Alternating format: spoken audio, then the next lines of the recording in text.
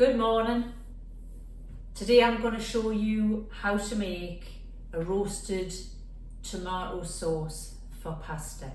Well, at least I'm saying I'm going to show you, but it's my first attempt at doing this, so we'll see how it turns out.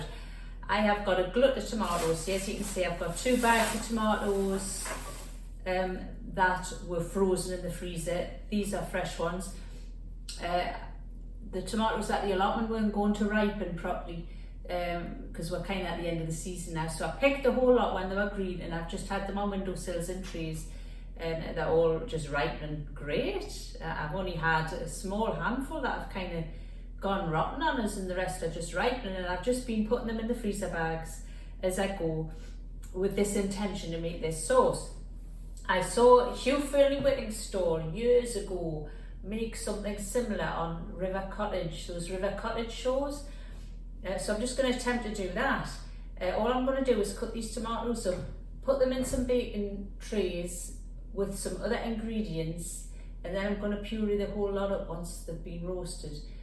I do have some reservations about how this is going to work, because I know that when you see the Italians making tomato sauces, or some of the YouTube programs about canning tomato sauce, they have this special contraption where you turn the handle and you put the tomatoes through, and all the pips and the peel go off one side and the tomato juice comes out the other side, and then they reduce that right down. And I've always felt that was a terrible waste, all those skins and pips and what have you. And maybe the taste is going to be too bitter, I don't know.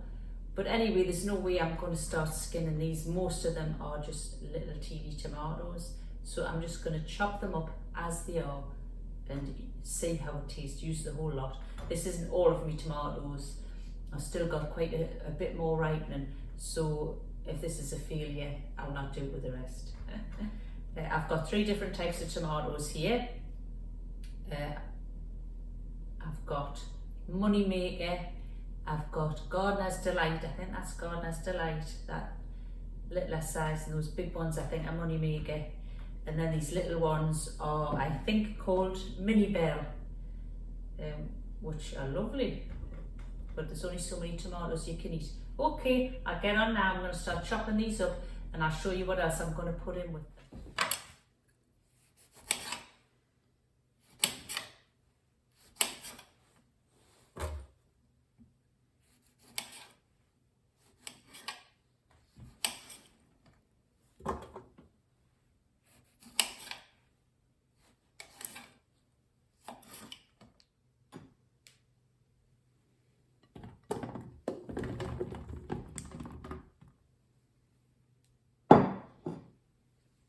The next thing I'm going to put in is I've just got a little bit of onion here.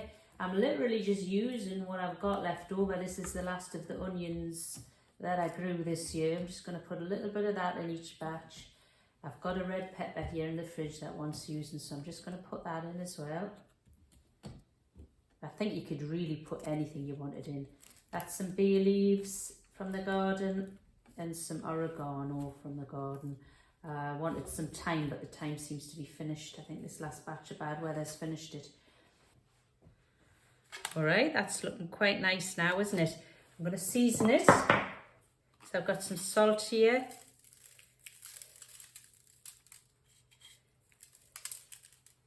The pepper.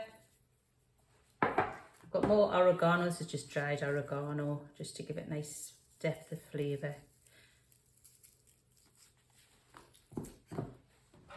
This one is garlic. This is garlic I grew in my garden, but I get sick of skinning and crushing garlic cloves every day when we use them. So I do the whole lot at once, and then I freeze them. I peel them all, crush them all, blend them up with olive oil and freeze them in little batches like this. And then I've always got ready-made garlic for anything I want to cook. So I'll just put that in. It's quite a lot, isn't it? And probably the most important thing I'm going to put in is olive oil.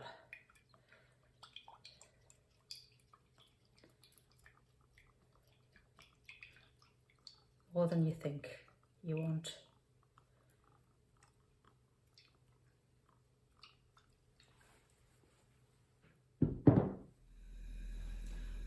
is 3 lovely trays of tomatoes going on. These the 2 bags from the freezer didn't defrost, so I've just put those tomatoes in whole without chopping them up. I'm sure they'll be alright. The one thing I did forget to do was add a bit of chilli powder. Of course, you don't have to do this.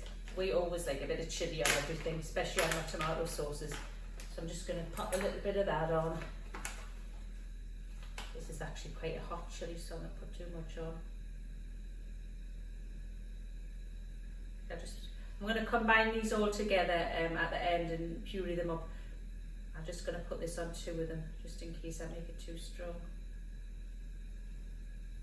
That'll do. The other thing I might do or might not, I'm going to wait until the very end when I get them out and I'm able to taste the sauce. Often tomatoes are very acidic and sharp. If the sauce is too sharp, you can add some sugar.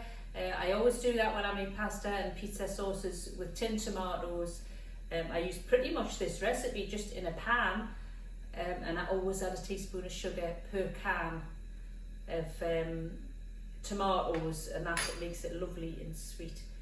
So I'm going to just put these in the oven now and see how I get along.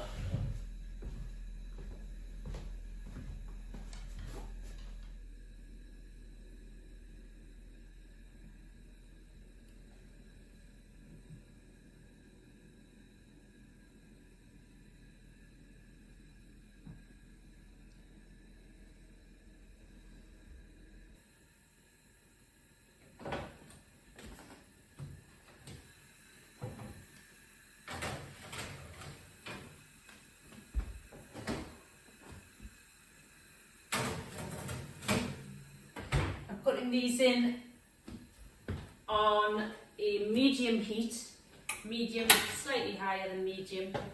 I'm not sure how long it'll take, but I'll let you know when they're done. Here we are then, this is the tomatoes out the oven now. I left them in for maybe an hour and a half. A lot of water came out initially, they were swimming. So I just kept them in and kept them in until a lot of the water had evaporated off. They look kind of delicious, don't they? What I'm going to do now is just pick out all these bits of herbs, and then I'm going to put them all into a big container, and I'm going to blend them all up, and then I'll do the taste test and see what it's like.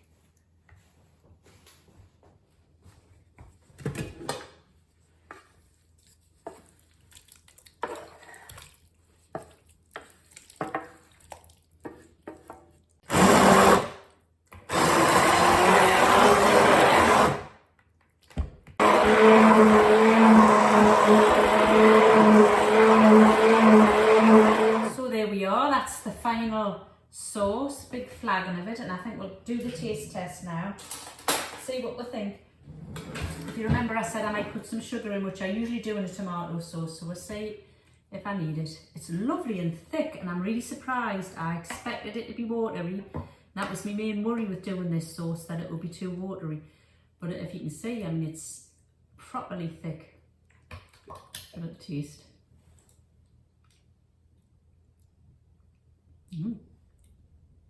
Very nice. Extremely tomatoey, as you would expect. I don't think it needs any sugar. It's really very sweet. I'm just going to leave it at that. I'm going to bag this up into portions now and freeze it. Well, all I can say is that's my first attempt. I'm absolutely delighted with it. It tastes delicious. It's sweet, it's thick. I don't know why people take the skin and the pips away. You've got, you know, I don't know why. It's lovely as it is. That's a success. Very happy with it.